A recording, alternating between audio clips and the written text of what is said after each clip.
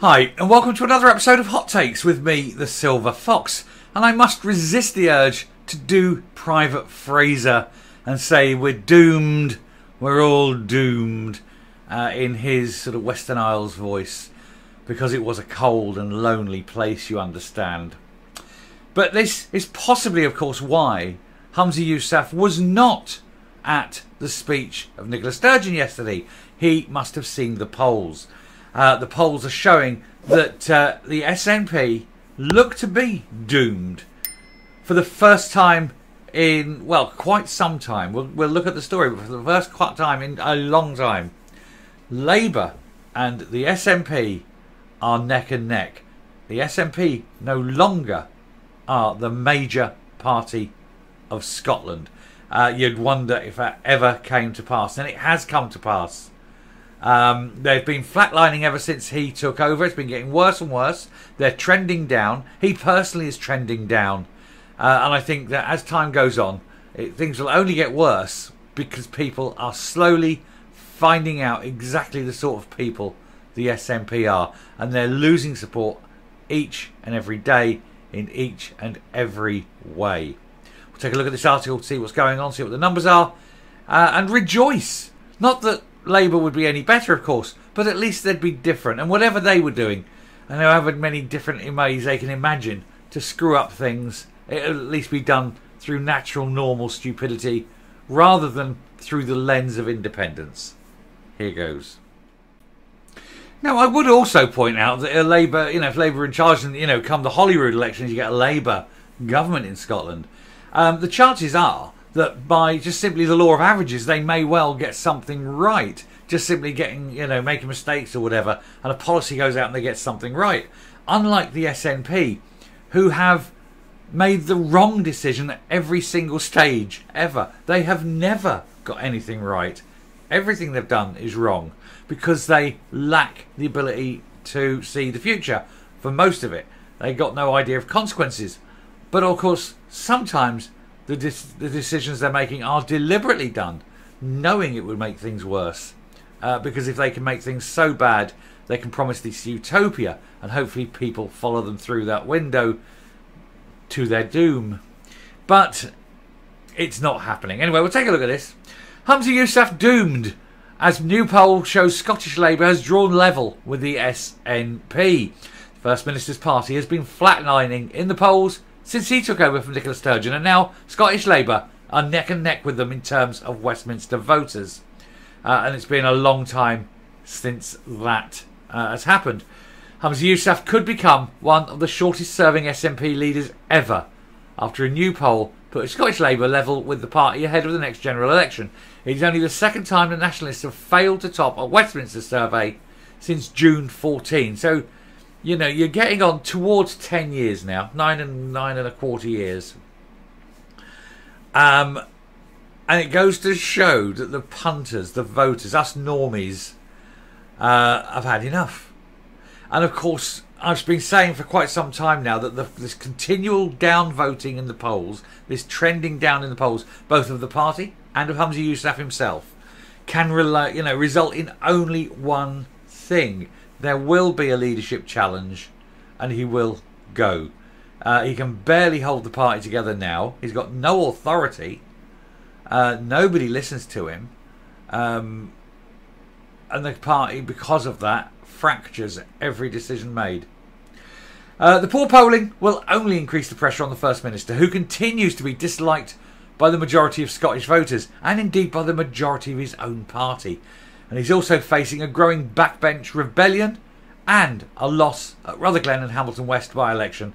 And this could mean curtains for his reign. The longer he holds on to the Greens, the longer he has this alliance with the Greens and shows continual support for them, the worse things are going to get. In the latest Redfield and Wilton Strategy Survey, Scottish Labour were backed by 35% of Scots, the same as the SNP. It will prove to be a big boost for Sir Keir Starmer's hopes of a Westminster majority. If Starmer carries Scotland, Starmer has got to be hoping for an English victory as well. Basically, I think by carrying a Scottish majority, he is more or less guaranteed, I think, to get into number 10. Given the big challenge against the SNP from sort of the recent years, it used to be the case before the SNP sort of become enlarged that Labour would traditionally hold Scotland and still not get in the door in number 10. But I think now that swing gives Labour that momentum, and I think that they will do it. In more gloomy news from Mr Yousaf, support for Scottish independence dropped even further in the latest polling, with a 5-point lead now built up for the no side at 49% and 44% for the yes, with 6% undecided. The First Minister is flatlining in the polls, with SNP support dropping steadily since he took over. And if you look at the trend line itself is continuing to go down. There is no inflection point yet in that in that trend line, in that sort of curvature of failure, if you will. He's been caught up in a number of scandals recently, most surrounding the finance of the Nationalist Party, which saw Nicola Sturgeon arrested, and the SNP being engulfed by financial difficulties. Labour and the SNP, both on 35%, held a 20-point lead over the Tories on 15% in Scotland, with the Lib Dems backed by 8% and the Scots Greens by 4%. So they represent zero challenge. But you notice that Alba aren't there at all. They are a zero influence party. Nothing to worry about there then. Due to the concentrated nature of Labour vote in Scotland, with them targeting central belt seats compared to the more distributed SNP votes, it is likely they will gain more seats north of the border. A general election loss for Mr Yousaf would put paid to his dream of breaking up the UK. Both Sir Keir Starmer, 5%, and Scottish Labour leader Anna Sowar, 6%, enjoyed positive net approval ratings among Scottish voters. Meanwhile, the First Minister sits on -8%. Rishi Sunak is on -20%, and Douglas Ross, the Scottish Tory leader, is on -23%. He's the worst of them all. Not surprising, though. There's nothing there that'll make you jump out your seat. Scottish Labour Deputy Leader Jackie Baillie said the polls are clear. It's neck and neck between Scottish Labour and the SNP. And while the SNP offer only rehashed ideas, failures and sleaze, Scottish Labour is offering a fresh start for the people of Scotland. It's time for a change, and Scottish Labour is determined to deliver it. I think she is right. It is time for a change. I'm not saying that Scotland will be better under Labour. Well, yeah, I am saying that they will be better under Labour. I'm not saying they're going to be good under Labour, but they will be at the very least better, because at least there won't be this constant harping on about independence. And there he is. He knows already he's yesterday's man, which is why I think he didn't go to see Nicola Sturgeon. He didn't want to see what it's like to be a sad ex-leader giving a sad ex-leader's speech, something he will be doing very shortly. I'm rounding off and I'm coming up. The SNP conference will be a bit difficult this year, won't it? I mean, he's going to be walking into a room, having lost Rutherglen and Hamilton West, having by then possibly Labour being even higher in the polls and being the predominant party in Scotland in the polls, with his personal rating in the toilet, with calls from all the backbenchers to disband this union with the Greens, and with Kate Forbes sitting there at the sideline, smiling smugly on, waiting.